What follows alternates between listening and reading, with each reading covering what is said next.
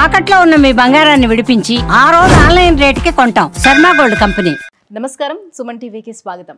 2025 సంవత్సరం నవగ్రహాల స్థితిగతులు ఎలా ఉన్నాయి, ద్వాదశ రాశుల వారికి ఎటువంటి ఫలితాలని అందజేస్తున్నాయి, ఈ విషయాన్ని తెలియజేసేందుకు మనతో పాటు ఉన్నారు ప్రముఖ జ్యోతిష శాస్త్ర పండితులు, శ్రీచక్రపీఠ వ్యవస్థాపకులు బ్రహ్మశ్రీ ప్రదీప్ జోషి గారు. గురుగారు నమస్కారం. శ్రీమాత్రే. గురుగారు, 2025 సంవత్సరం మరి చివరి రాశి అయినటువంటి మీన రాశిలోకి శని ప్రవేశిస్తున్నాడు కాబట్టి వీళ్ళకి కొంత టెన్షన్ అనేది స్టార్ట్ అవుతుంది. ఎలా ఉండబోతుంది వీళ్ళకి? ఈ 2.5 సంవత్సరాలు కదా ఉంటాడు. సో ఏ రకంగా ఉండబోతుంది వీళ్ళకి? అట్లీస్ట్ గురు హెల్ప్ అయినా ఉంటుందా? శ్రీ గురుభ్యో నమః. శ్రీమాత్రే. మీనరాశి వారికి నేను చెప్పేది ఏంటంటే, మీరు తప్పకుండా ఒక పాఠం నేర్చుకోవాలి. మీ రాశి ఏమిటి? మీనము. మీనం అంటే ఏంటి? చేప. చేపను చూసి మీరు ఒక గుణపాఠం నేర్చుకోవాలి.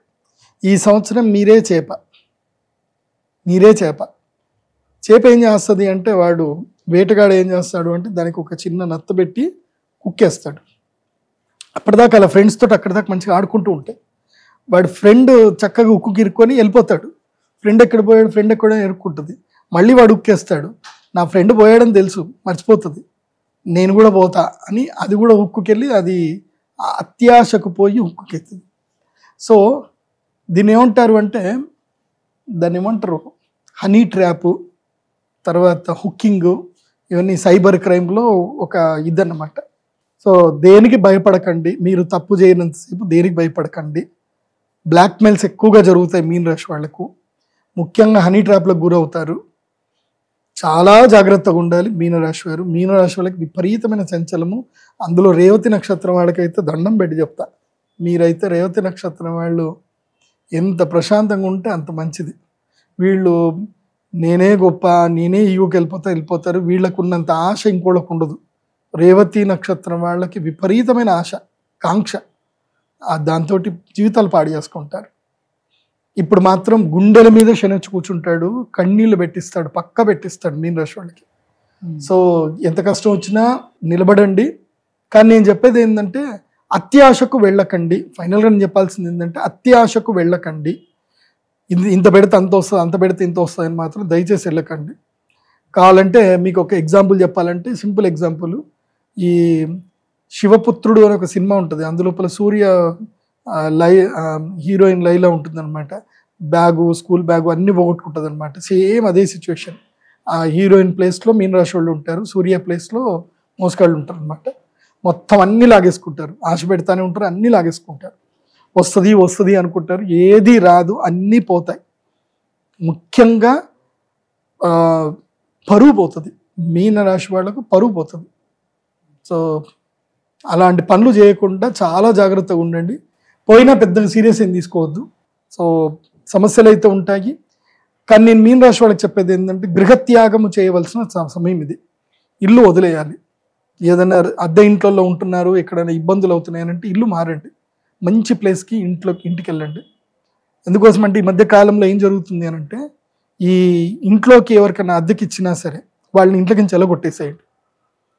ఎందుకోసం అంటే, ఇప్పుడు మీరు ట్రాప్లో గురయ్యే అవకాశం ఉంటుంది. ఇప్పుడు ఉదాహరణకు మీరు ఎవడికో అద్దెకి ఇచ్చారు. ఇప్పుడు ఈ మధ్యనే నాకు ఒక క్లయింట్ వచ్చారు. వాడు ఎవడికో అద్దెకి ఇచ్చారు. వాళ్ళు 5 సంవత్సరాల నుంచి అదే ఇంట్లో ఉంటున్నారు. వాడు 5 సంవత్సరాలు వాళ్ళ ఇంట్లో ఒక అబ్బాయి ఉన్నాడు. వాడు ఏదో పని చేసుకుంటుంటాడు. వాడు ఏం ఖాళీ కూర్చున్నాడంటే వీళ్ళ అమ్మాయిని ప్రేమించాను అంటాడు. వీడిదేమో దాదాపు 5 కోట్ల ఇల్లు. వాడు 12,000 రూపాయలు కిరాయికి ఉండేటోడు. ఈ అమ్మాయిని ప్రేమించినాడు. ఆ అమ్మాయి కూడా ప్రేమించినది. నాకు ఇచ్చి పెళ్లి చేస్తున్నా సరే, లేకపోతే 7 o'clock బ్లేడ్ ఉంది అంటుంది ఆమె.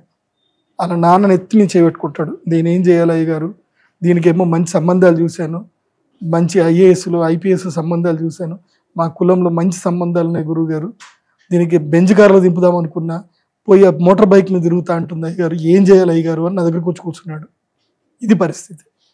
సో నేనేమంటా అంటే, ఇది అందరికీ చెప్తున్నాను, ఓన్లీ మీనరాశి అని కాదు, ఇప్పుడు మీనరాశి వాళ్ళకి ఇది ఎఫెక్ట్ రాబోతుంది. కాబట్టి ఎప్పుడైనా ఇంటికి ఎవరికైనా, మనం ఇంట్లో ఉంటే, మన పిల్లలతోటి మన సంసారంతో ఇంట్లో ఉంటే, ఇంటికి ఎవరికైనా అద్దెకిస్తే వాళ్ళని 8 నెలలకైనా 10 నెలలకన్నా ఎక్కువ ఉంచకండి, నెట్టేయండి, బయట పంపించేసి.